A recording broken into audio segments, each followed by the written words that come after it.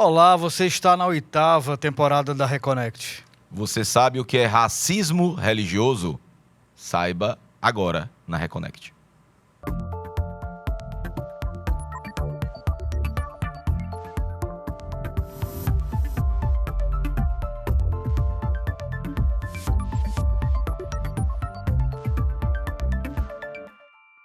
Olá, sejam todos muito bem-vindos, bem-vindas e bem-vindes. Você está na Reconnect, seu portal aberto para falar sobre espiritualidade, para além da religião, aqui na TVC, canal 5.1 HD, afiliada à TV Cultura.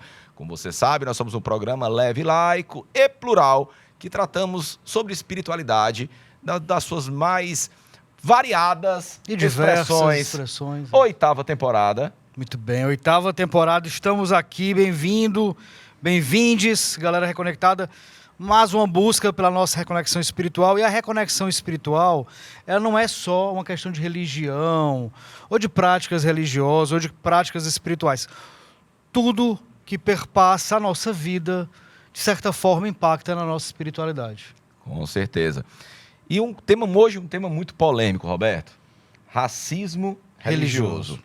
A gente fez uma live, Bernardo, tá lá no YouTube, a gente fez uma live com esse mesmo convidado na época da pandemia, que por mais que até questionaram, vocês vão falar sobre racismo, que nem era racismo religioso, a gente falou sobre racismo.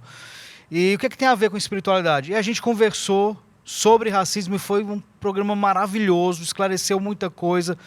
Para mim, foi algo que mudou muita coisa na minha cabeça, na minha percepção e na minha concepção de me ver como um cara que não era racista, e que não era misógino, que não era homofóbico, né, LGBTQIA+, fóbico. Então, a gente às vezes coloca num lugar de achar que não somos racistas, por exemplo, e esse próprio lugar de achar que não somos racistas é um lugar de superioridade.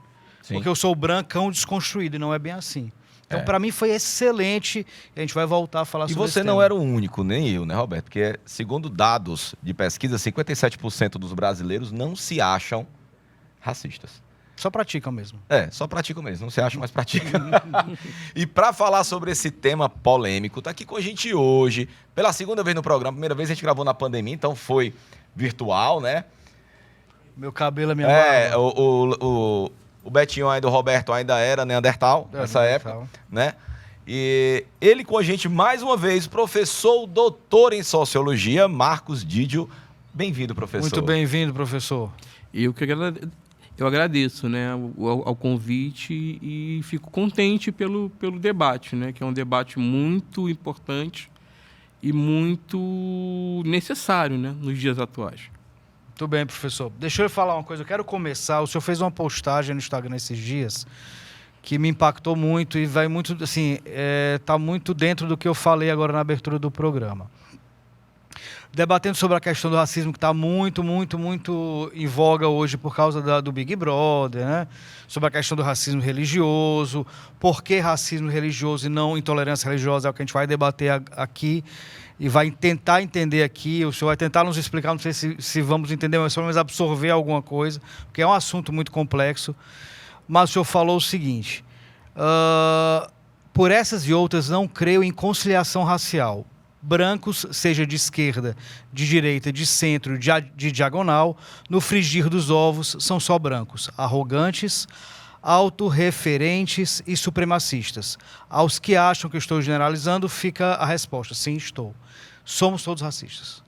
Somos. Né? Antes de entrar nesse debate, convém a gente pegar algumas categorias de análise, né? Como, por exemplo, branquitude. Né? Eu vou fazer uma pergunta para vocês. O que é ser branco? A gente não sabe explicar, né? Eu não sei explicar exatamente o que é ser branco. A pessoa se sente, se acha, se insere dentro do conceito de branquitude, mas o que é ser branco? Pois é, a branquitude, ela compreende exatamente uma estrutura de poder. Né? A branquitude, ela é a antítese da negritude, ou a negritude é a antítese da branquitude. Porque não existe a branquitude sem que exista a negritude. Né? Então, a gente tem que compreender, primeiro, que a branquitude ela é uma estrutura de poder. Segundo, que a branquitude ela é uma espécie de poder hegemônico, é ela que manda. Né? O mundo ele foi feito por brancos e para os brancos, né? Desde a expansão colonial lá atrás, nos anos 1500, que isso acontece, né? Que a branquitude ela é ela que determina todos os padrões econômicos, eles são brancos, os padrões de comportamento, eles são brancos, a moda é ditada pelos brancos. Então, quando eu falo que a conciliação racial ela é impossível, eu me refiro muito a uma atualização de um não sei se é filósofo, não sei se é sociólogo, não sei se é médico, né? O Fanon, a formação inicial do Frantz Fanon, ele é médico, mas a teoria dele é tão genial que transcendeu tudo isso, né? E no livro Peles Negras de Máscaras Brancas, ele faz um tratado do que é ser branco do que o branco e de como o branco vê os negros, né? E ele diz de forma evidente que a conciliação racial ela não pode ser feita por uma simples questão. Como é que você vai reparar 5 séculos, né, de desigualdade, de castigos corporais, de humilhações, né, em virtude da cor da pele, em 20 anos? Então, tudo isso tem relação com a estrutura de poder. E a estrutura de poder que a gente vive hoje, ela é uma estrutura branca. Se você, o próprio presidente atual, ele tentou tornar o ministério um pouco mais diverso, entendeu? Mas ainda assim, a estrutura de poder, ela é uma estrutura branca. E é por isso e por outras coisas que a gente vai conversar mais adiante, que eu não acredito em conciliação racial. Não há. O que acontece são concessões, né? Vamos supor, um exemplo bem banal, né? Você tem um restaurante ali na Praia de Iracema que eu gosto muito, que eu não vou dizer o nome, né? É um restaurante muito bom, muito gostoso e tal, né? E sempre que eu vou nesse restaurante, eu sou invariavelmente o único preto. Vamos supor que fosse ao contrário, né? Se fosse um restaurante só com pretos e eu fosse branco e entrasse nesse restaurante, como eu me sentiria, ou como um de vocês se sentiria, caso vocês fossem num restaurante que tivessem só pretos. Sim. E vocês fossem os únicos, né? Eu fiz essa experiência com um grande amigo em Brasília. Em Brasília tem um restaurante maravilhoso, que é um restaurante especializado em culinária africana, é um restaurante africano. Uhum. E quando a gente foi nesse restaurante, só estava a comunidade africana e pretos brasileiros. Esse meu amigo, ele falou que nunca tinha sentido esse mal-estar, o mal-estar de não pertencer. Então, o racismo nos nega, né, do ponto de vista da subjetividade também, a sensação de pertencimento, né? Porque é muito ruim você estar num lugar, você está inserido numa determinada sociedade em que você não se sente parte. E por mais que alguns negros dizem, não, mas eu nunca sofri racismo, eu me sinto parte, mas intimamente, na subjetividade dele, ele não se sente parte. Então, o racismo, ele agride o nosso corpo, né? Vide a violência policial, né? Que o Ceará é um dos estados que mais mata pessoas negras.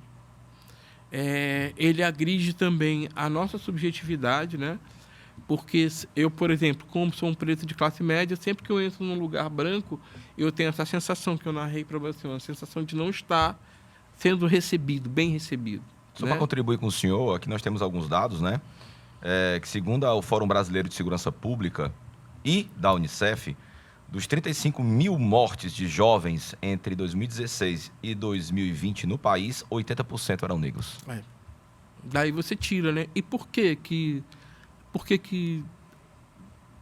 essa taxa de letalidade entre negros ela é maior, né? Então, o senhor me chamou a atenção, o senhor falou, que o mundo foi feito pelos brancos para os brancos, né?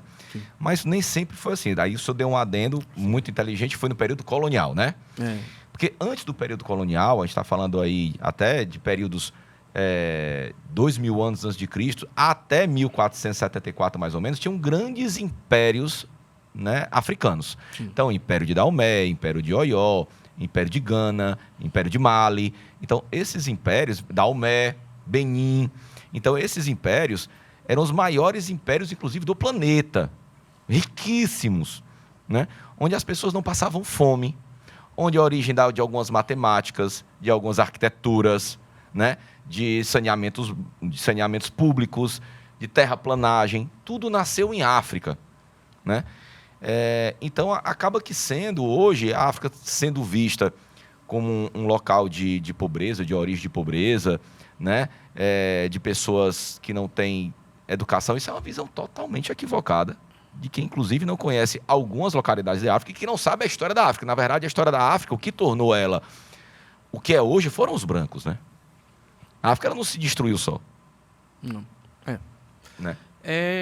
Por exemplo, Madagascar, né, que é uma ilha no Oceano Índico, né? Madagascar tinha um império super evoluído, né? Que era o povo Merinas, né, que chama, né?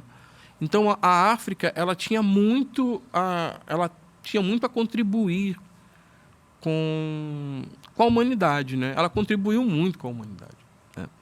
E o que aconteceu com o continente africano foi a partir do período colonial, que eles iam lá e capturavam, né, escravizados vivos. Século E eu XV, estava né? até conversando com o Roberto antes da gente entrar no ar, o seguinte. Mas eu queria ter participado desse papo. Um sociólogo e um historiador. Deve ser muita viagem a conversa de vocês. Vamos lá. Pois é, eu estava inclusive conversando com o Roberto antes da gente entrar no ar, o seguinte, que para o africano, para o povo africano, a questão do nome é uma coisa muito importante. Sim. E no Benin, quando eles entravam, eles davam 3 voltas numa árvore para esquecer o nome e saíam e passavam pelo portão do não retorno, né? E aí eles embarcavam, né, nos navios negreiros e vinham para cá. Então, esse apagamento da memória africana também é uma estratégia de poder da branquitude. Mas, professor, só para eu compreender, o senhor acha que se houvesse um esforço para recuperar essa história da África, para se recuperar a importância que a África teve na construção da humanidade, etc., isso mudaria alguma coisa nessa questão do racismo social que temos hoje, ou absolutamente nada? Sim, mudaria. Mudaria, mas não solucionaria, né? Porque o racismo é insolúvel, não tem como. Eu gosto muito de observar o cotidiano, né? Talvez seja um mal ou um bem de uma pessoa que fez sociologia, como eu, né? E eu lembro que eu assisti aquele filme Pantera Negra, a primeira versão, né? E eu estava no cinema, estávamos eu e o meu esposo, a gente estava numa fileira do cinema, e aí do nosso lado tinha uma menina preta com a mãe, que era uma mulher preta, ambas pretas e tintas, né? E a menina com os olhos vidrados, assim, né? Aí eu vi, mãe, ela é igual a mim, ela parece com a tia fulana de tal, ela parece com, né, enfim. Foi um momento muito bonito para nós. E aí, né, o filme teve uma repercussão maravilhosa e uma professora branca, né, que eu não vou dizer o nome por motivos éticos, né, professora da filosofia branca, ela se achou no direito de fazer uma crítica sobre o filme, né? E aí ela começou a falar que o filme era ruim, era um blockbuster, né?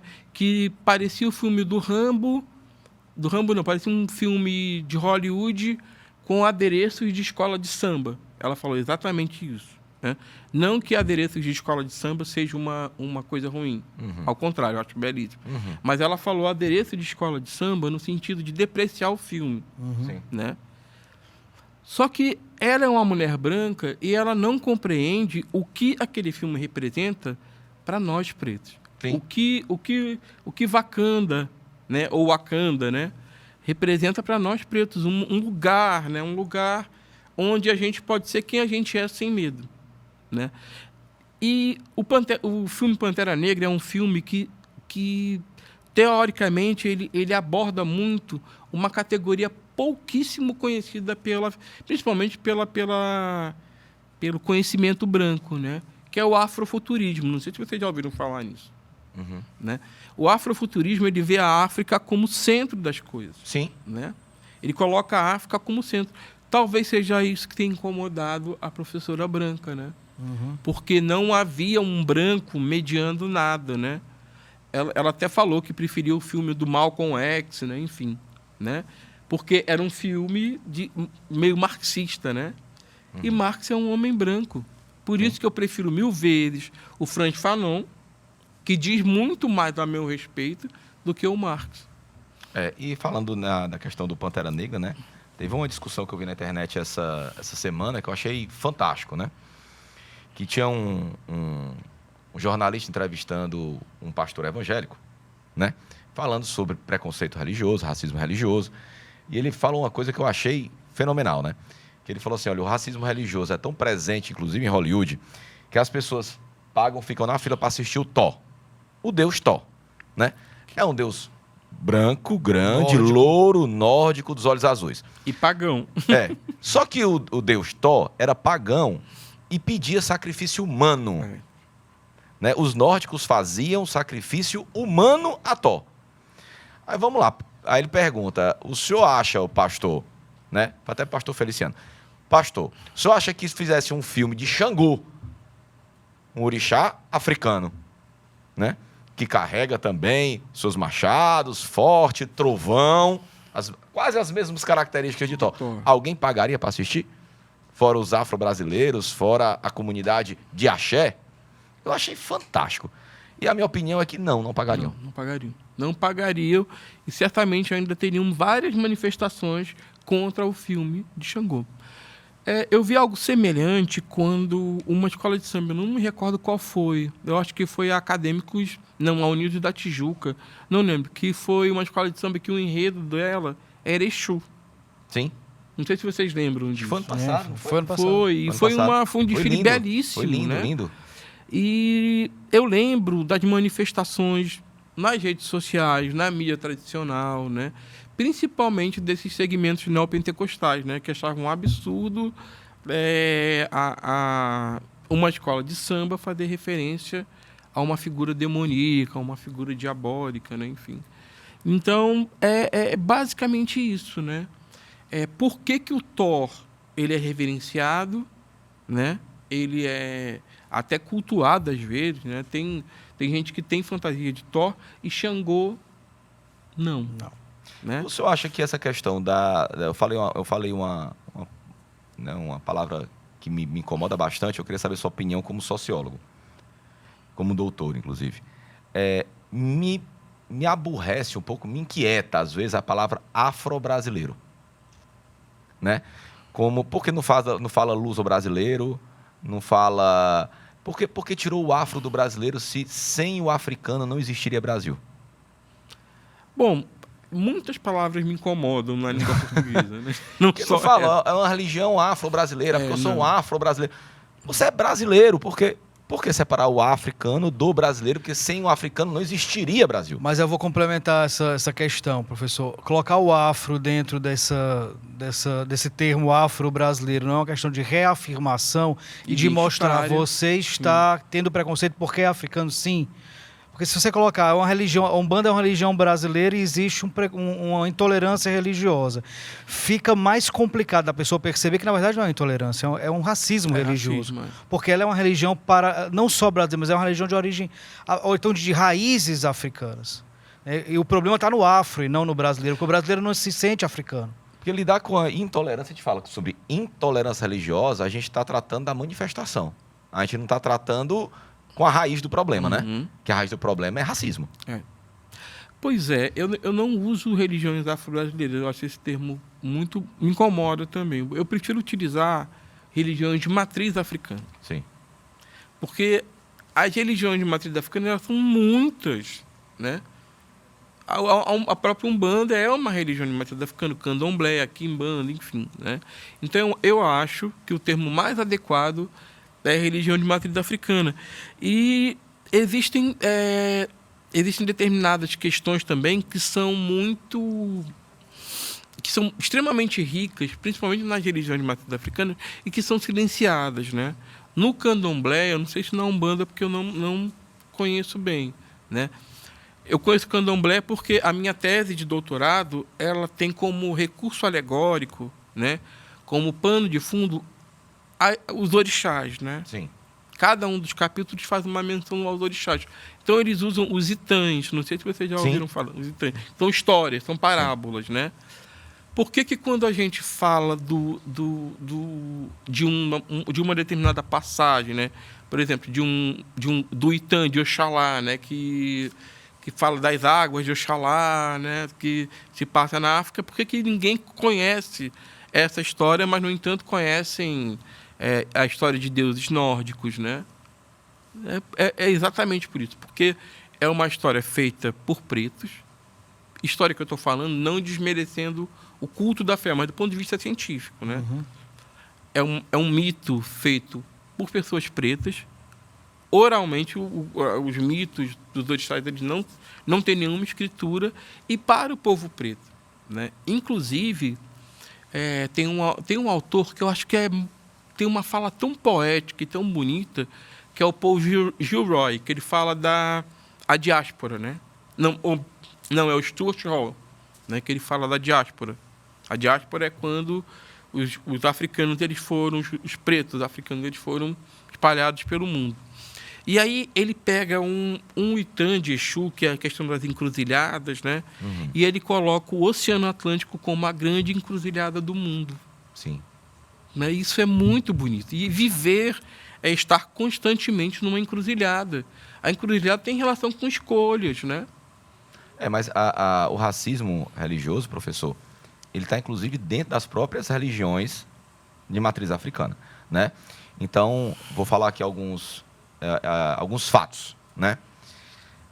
Eu sou totalmente a favor e achei belíssimo o trabalho de alguns sacerdotes, tanto de candomblé como de umbanda, de deixarem de lutarem por permanecer vivo o dia de Iemanjá, né? De culto a Iemanjá, tudo mais na praia, né? Achei belíssimo, lindo, parabenizo a todos que ficaram à frente disso, quem politicamente apoiou isso, né? Aí eu chego na praia, eu fui lá na praia, quando eu chego na praia, tá lá um Iemanjá branca. E tem esse sincretismo, né? Iemanjá, com Nossa Senhora, Santa Bárbara e Iansã. Aí vamos lá. Aí vem algumas coisas que faz parte, claro, do amalgamento religioso brasileiro, né? Mas Iemanjá é um orixá dos rios, não é do mar, mas aí daí tudo bem.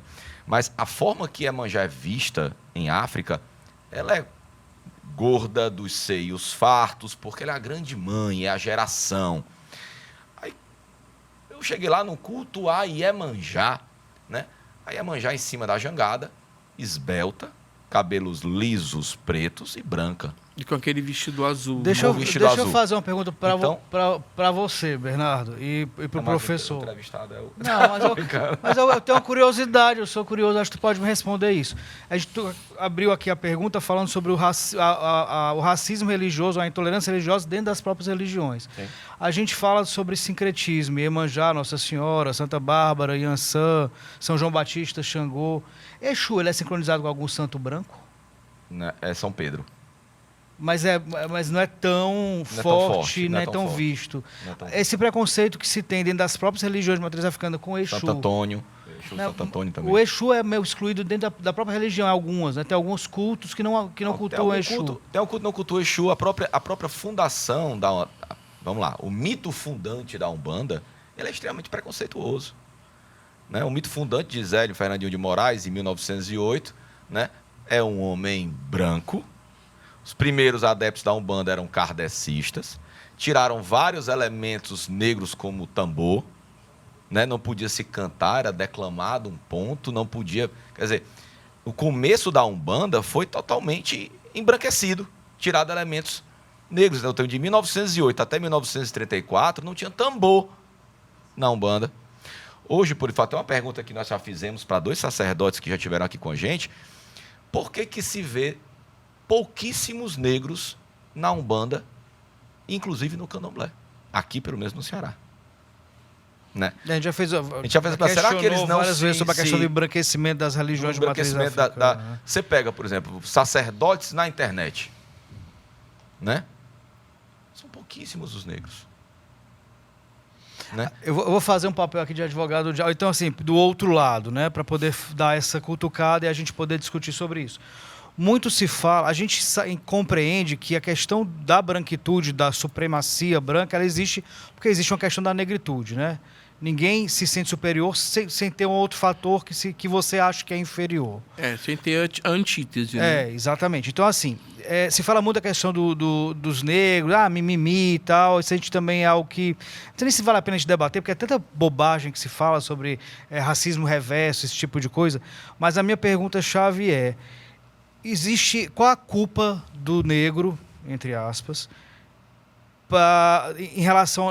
Existe algum não posicionamento da negritude que corrobora ou que fomenta o racismo? Só um minutinho, professor. Que ele vai responder isso no segundo bloco.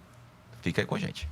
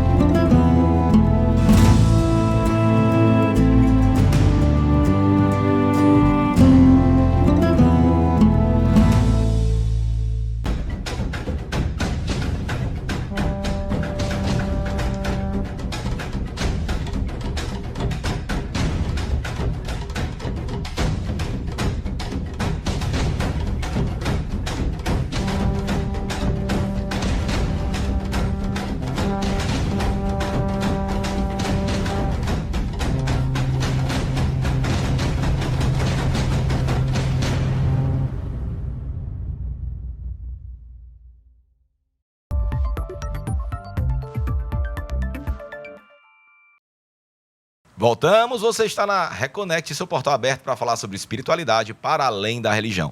Queria aproveitar, abrir esse segundo bloco, Roberto, agradecendo nossos apoiadores culturais, o pessoal da barbearia Cabra da Peste, ele que cuida da gente, né? Faz um trabalho maravilhoso, são artistas. Tenta. Nós somos Se uma obra você de acha a arte. gente feio, a gente é pior.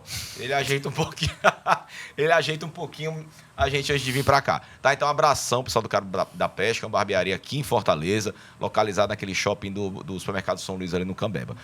Queria agradecer também muito aqui o pessoal da revista Agô, no papel do Pai Léo de Oxum. Muito obrigado. Primeira revista cearense que fala sobre cultura afro-brasileira, de matriz africana, seja cultura em geral, não só religião, mas cultura em geral. Então, parabéns, Pailhão. Inclusive, ele está em Lisboa hoje, levando a revista Agô para Lisboa. Muito bem. Olha Pailhão. que coisa bacana. Então, parabéns para Léo. Rompendo fronteiras. O Casolorum, né?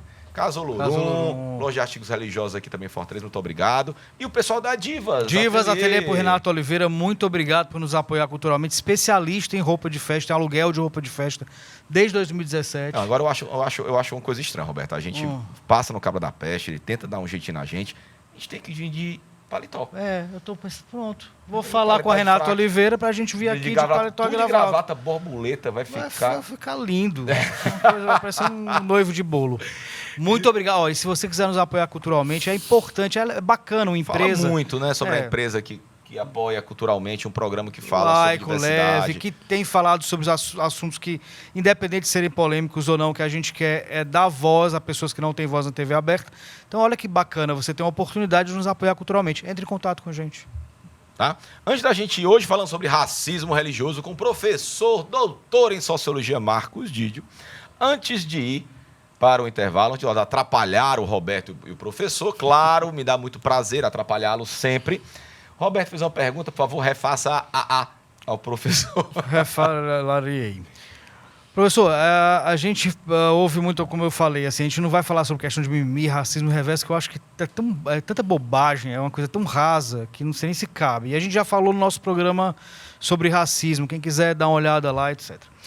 Mas também se tem essa visão de que o próprio negro ele pode ter colaborado ou fomentado esse racismo por não posicionamento ou por não posicionamentos, ou por não tomar certas atitudes. Como é que o senhor vê isso? Eu vejo que não. Não, o senhor tinha me falado antes, no intervalo, o senhor tinha me falado uma coisa antes, sobre a pergunta. O senhor falou que era uma pergunta... Imbecil. Muito... Uma excelente pergunta. Era uma excelente pergunta. Não, ele não foi isso que ele falou, mas tá bom. Eu falei que era uma excelente pergunta e né? Porque, assim, é uma pergunta que tem muita relação com a questão do senso comum, né? Que eu já ouvi muitas vezes essa pergunta. E que colocam muito em xeque a questão da não resistência negra à escravidão. E isso não é verdade, né? Nós tivemos a revolta dos malês em Salvador, né? Que eram a própria Conjuração Baiana, a Balaiada, que eram revoltas negras, né? E nós tivemos no mundo também uma revolução que apavorou o mundo da época, que foi a Revolução Haitiana, né? Tem um historiador, o Latouzan, né? Que é um francês que escreveu sobre a Revolução Haitiana. O nome do livro é Os Jacobinos Negros, né?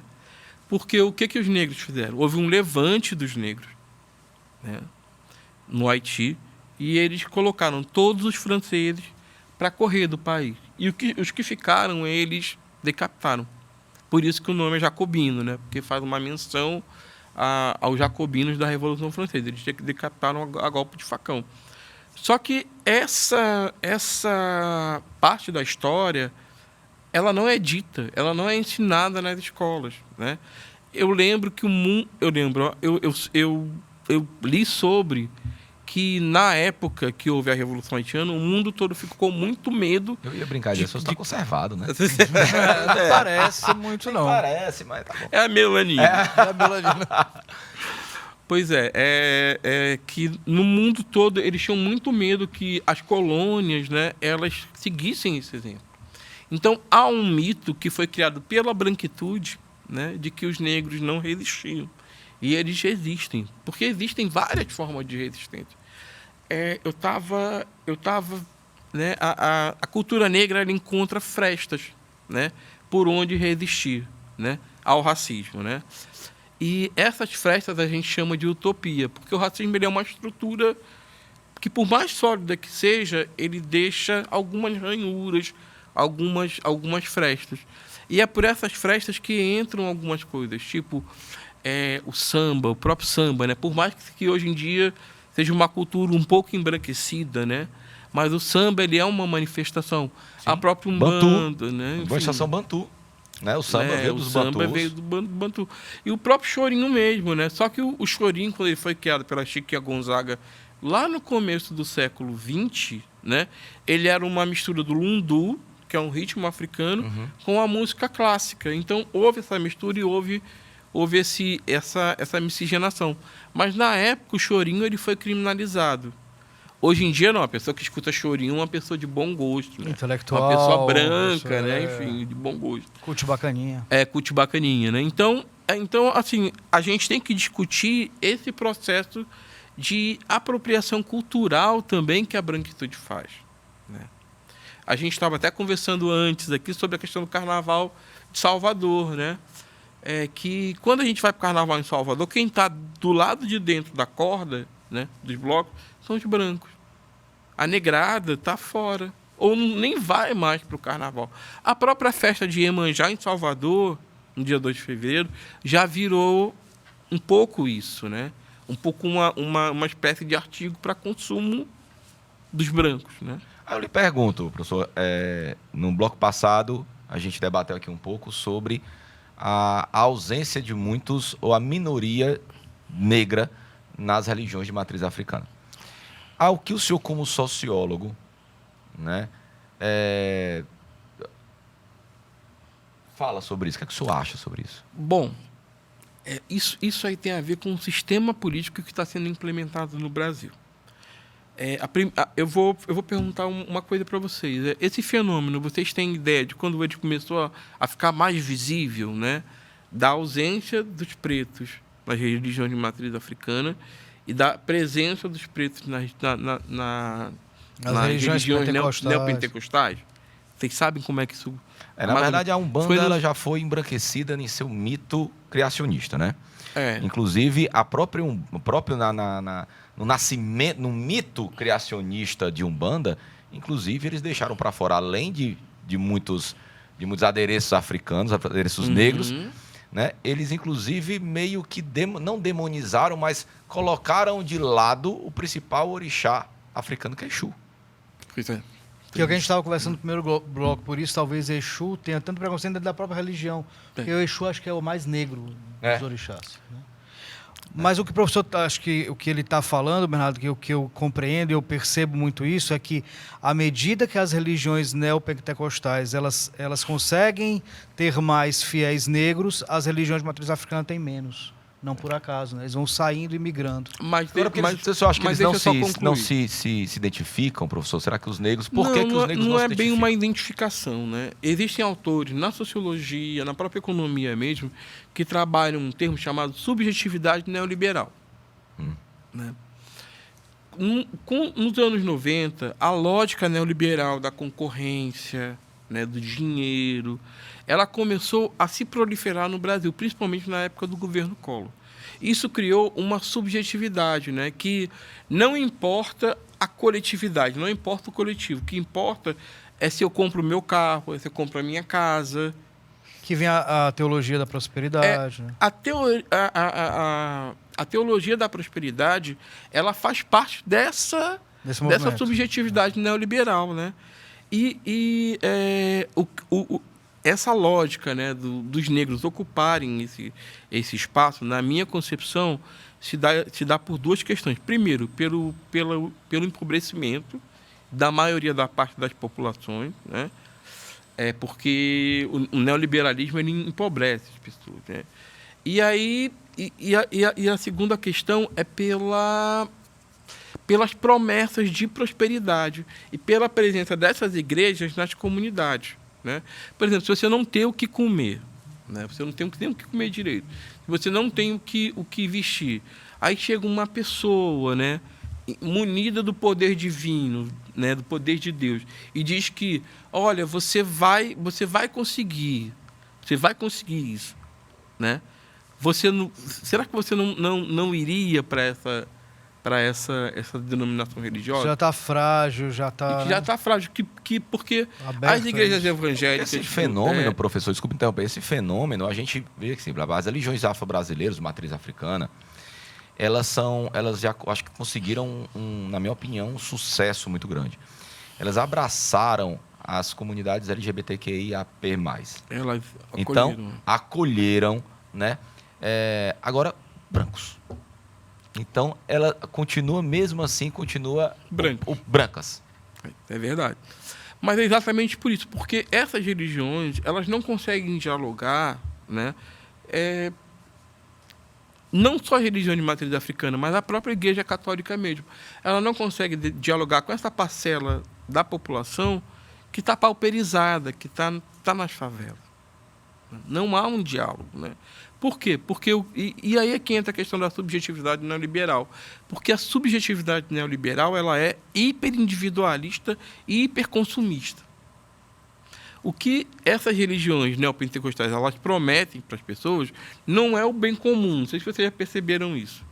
Elas não prometem que a gente vai viver num mundo melhor, não. Elas prometem você, compre a água, o óleo ungido, que a sua família vai progredir. A sua família, você vai progredir. E olha, barato, e não barato, R$500, né? Não, e o mais interessante é porque a sua família vai progredir, que é uma prova de que você está no caminho certo, e a pobreza do diabo.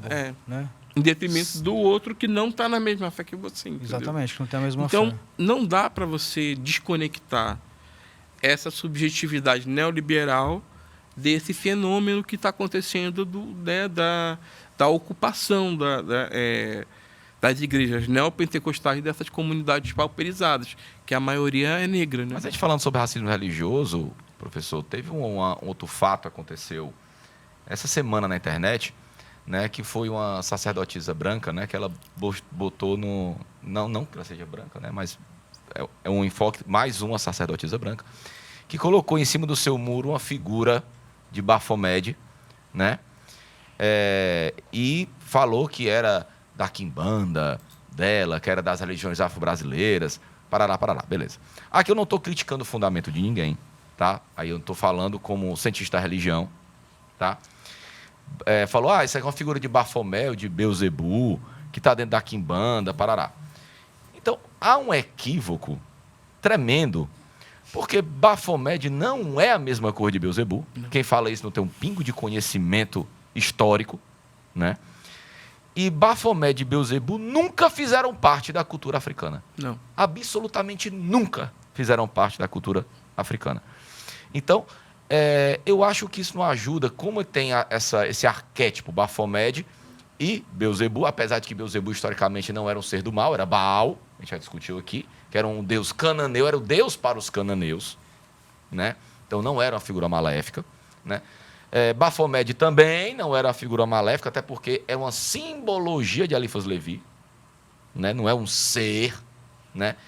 Então, é totalmente sem fundamento. Mas esse não fundamento, para quem não entende, acaba denegrindo ainda mais as religiões de matriz africana. E denegrindo é um termo ruim. Não é, professor? Desculpa, então. É o que a gente chama de racismo linguístico. Olha aí. Eu falando no assunto e me traiu. É bom porque a gente aprende. É bom que... Não, mas muito bem. Mas muito é obrigado, interessante porque eu, inclusive, eu me pego muitas vezes cometendo racismo linguístico, né? Porque o racismo ele é estrutural.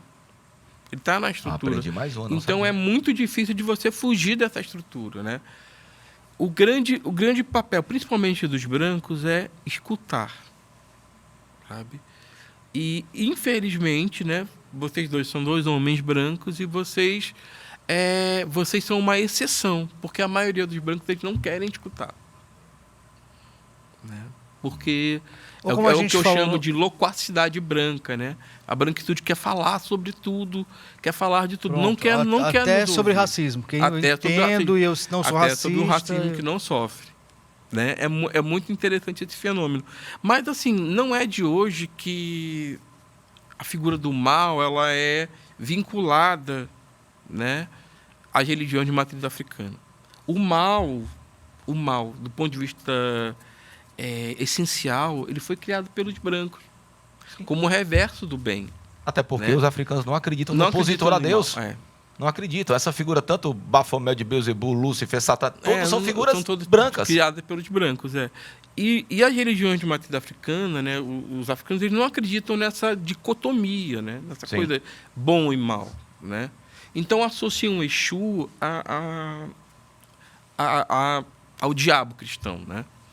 E olha que interessante, eu tive no Rio agora há pouco tempo, eu sou carioca, fui lá revisitar minha família e tal, e no aeroporto, né, quando eu cheguei, eu ouvi 2 homens gays, né, eram amigos, eu presumi que ele era gay porque eles estavam falando abertamente que eram gays, falando dos mavambos.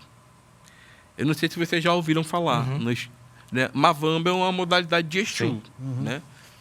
Aí falando que os mavambos, né? Aí eu achei que eles fossem de alguma religião de matriz africana, mas não. Mavambo é uma terminologia racista que hipersexualiza o corpo do homem negro. O homem negro bonito, palatável, O bofão. né? O bofão, né? O cafuçu, digamos assim, aqui em Fortaleza, né? O pirangueiro, aquela galera que usa boné e tal.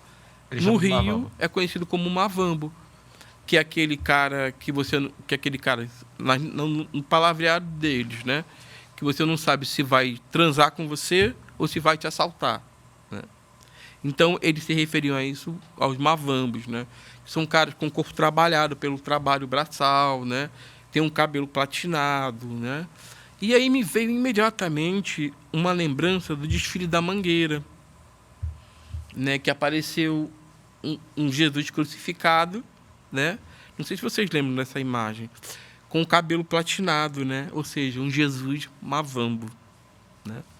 É por isso que... O Jesus da comunidade, o Jesus da periferia. que é o Jesus da periferia, né? Que é o Jesus Professor, preto com cabelo platinado. Para a gente Platinado, ilustrar melhor a questão do que é racismo religioso, o que é intolerância religiosa. A gente teve público, está todo mundo debatendo isso agora por causa do Big Brother, onde uma participante chegou para o Fred Nicásio e disse: eu não sou racista religioso, eu sou intolerante, tudo bem. Tudo bem. Mas racista não, porque eu fiquei com medo, porque eu ficaria, se fosse um branco também, rezando em frente à minha cama, o que não... A gente sabe que não é verdade, mas eu queria que o senhor pegasse esse exemplo e mostrasse para a gente, ou conversasse com a gente, ou nos explicasse, para ser mais preciso, qual a diferença do racismo para a intolerância e por que esse fato específico era um racismo religioso, não intolerância simplesmente. Simplesmente já é ruim, né? Mas, enfim. Bom, no caso, né, ela foi racista. Porque ela se referiu a uma religião de matriz africana. A intolerância religiosa ela tem relação com as práticas religiosas. Eu vou citar só um exemplo hipotético, né, para que fique bem evidente para quem está nos assistindo. Se fosse um judeu branco e fizesse algum ritual da Torá, será que ela ficaria assustada? Eu acharia exótico, diferente, curioso. Não, ela se interessaria e acharia até bonito. Se fosse um budista, por exemplo, né, branco, e fizesse rezasse a Sutra de Lótus, né, que é o livro sagrado dos budistas. No máximo tem um exotismo, mas não o medo. Mas não o medo, o terror. Então, é por isso que é racismo religioso. Porque o corpo negro, essencialmente, ele é um corpo fóbico. Ele é um corpo que causa fobia. Ele desestrutura qualquer ambiente, né? Eu passo por isso cotidianamente. Às vezes eu vou numa padaria dessas mais descoladas, né? Eu até brinco que eu tive a sorte ou o azar de ter nascido um preto de classe média, né? Então eu frequento esses ambientes predominantemente brancos. E o fato de eu entrar num lugar que é branco desestabiliza completamente o ambiente. Então, um corpo negro já desestabiliza esse ambiente, ainda mais um corpo negro que é de uma religião dissidente, né, digamos assim, que é de uma religião que não está nos conforme, né, que não está de acordo com a lógica branca, né, que vai de encontro ao que diz essa lógica neopentecostal judaico-cristã, digamos assim.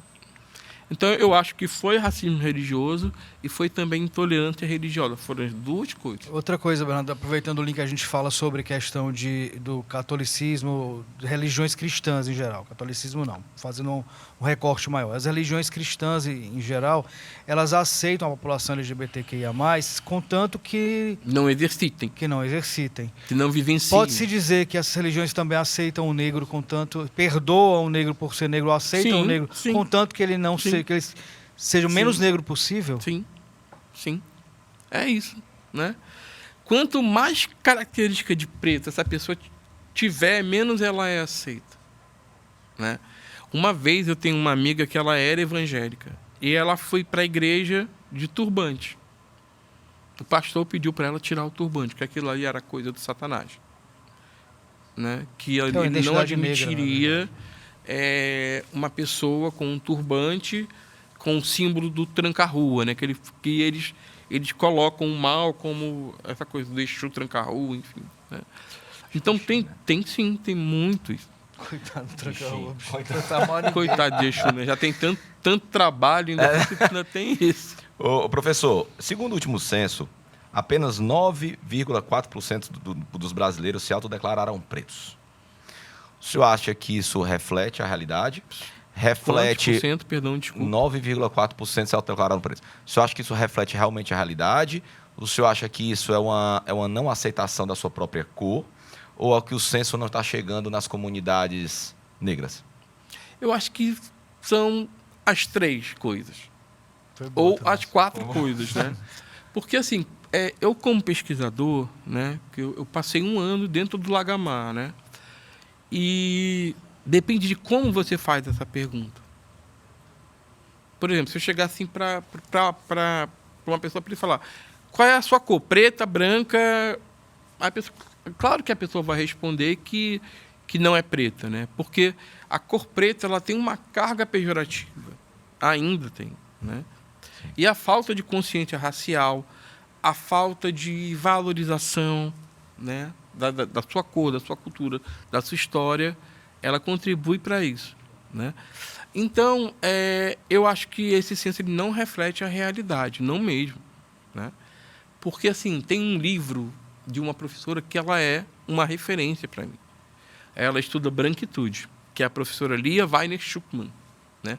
Ela é uma mulher branca, judia, do Rio Grande do Sul. E ela estuda os brancos. O nome do livro é Entre o Branco e o Encardido, né? Porque muitos brancos usam como subterfúgio para dizerem que não são racistas, de se autodenominarem encardidos, né? Eu não posso ser racista porque eu não sou nem branco, eu sou encardido, olha a minha cor, né? Eu ouvi muito isso quando eu entrevistei Professor, brancos e ainda da UDEL. tem pessoas que colocam nos antepassados, eu na tenho ancestralidade, voz, né? ancestralidade. Que a minha avó é negra, eu não posso ser racista porque eu já namorei com uma negra, tal. Tem um né? vizinho do amigo meu que é negro. tem Tem um bônus, né? Tem isso. A gente está acabando o papo. Ah, Dava bem mais tempo, só mas eu não temos dá muito 50 pano pra minutos, manga, né? infelizmente. Dá né? muito 50 minutos. Mas eu não queria acabar. Eu queria um recadão aqui para os racistas, né? Você que se acha muito brancão, se acha superior, acha que, né, os negros são inferiores, eu quero te dar uma notícia, tá? Eu vou me permitir ler porque eu não decorei isso aqui. Segundo a National Academy of Science, então fato científico, você acreditando ou não me importa, isso é científico, tá? A África é apontada como o continente de origem de todas as populações humanas. DNA mitocondrial de toda a população provém da África. Somos todos descendentes de povos africanos que surgiram entre 130 mil a 465 mil anos antes de Cristo. A ciência já bateu o martelo, e não é de hoje, que os primeiros homens, Homo sapiens, começaram a se espalhar pelo resto do mundo apenas 100 mil anos atrás. Então, brancão, você tem DNA negão. Mas só para complementar, né? A raça ela não é biológica, ela é uma construção social. Sim. E pronto. E assim, e também pode acontecer o inverso, né? De muita gente usar esse dado para se eximir da responsabilidade que tem Sim, como Que é o branco. que a gente começou a conversar, né? Você se acha não racista, mas você é estruturalmente racista. É. Enquanto Não tem como branco, fugir disso. somos todos racistas. Quanto o branco e negros também. Só que a diferença é que o branco ele não sofre racismo e o negro sofre. Mas ainda assim Ele também é, às vezes. também pode ser racista. É isso, bem. então. Nos Muito reconectamos? obrigado. Nos reconectamos. Muito obrigado, Eu professor. agradeço. Muito obrigado por ter aceitado nosso convite. Tá bom, Muito obrigado. É sempre bom recebê-lo aqui. E volte mais vezes. pra É só debatermos convidar. Muito obrigado a você que dividiu o seu domingão com a gente. Muito obrigado. Tenha um excelente restinho de domingo para você. Aproveite com sua família, com seus amigos. E até a próxima semana.